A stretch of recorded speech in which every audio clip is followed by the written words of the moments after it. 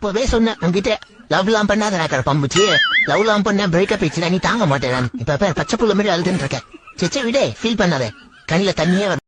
ஏங்க இந்த வாரம் படம் பார்க்க போனோம், அடுத்த வாரம் ஷாப்பிங் போலாமாங்க? ஓகேடா செல்லம், ஆனா அதுக்கு அடுத்த வாரம் கோவிலுக்கு போகணும். எதுக்குங்க? பிச்சை எடுக்கத்தான். தியானத்திலேயே கொடூரமான தியானம் என்னன்னு பாத்தீங்கன்னா மத்தியானம் தாங்க.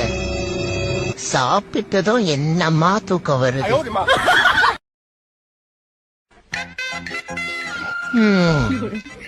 ஒரு நாளைக்கு 2 தடவை 7:30 சந்திக்கிற கடிகாரமே நல்லாதான் ஓடுது.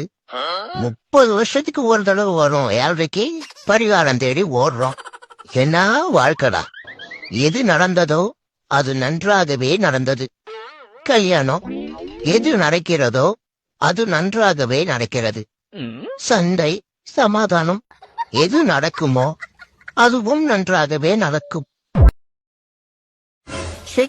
என்ன வாழ்க்கடா இது. இந்த மிடில் கிளாஸா வாழ்றது ரொம்ப கஷ்டம் போல.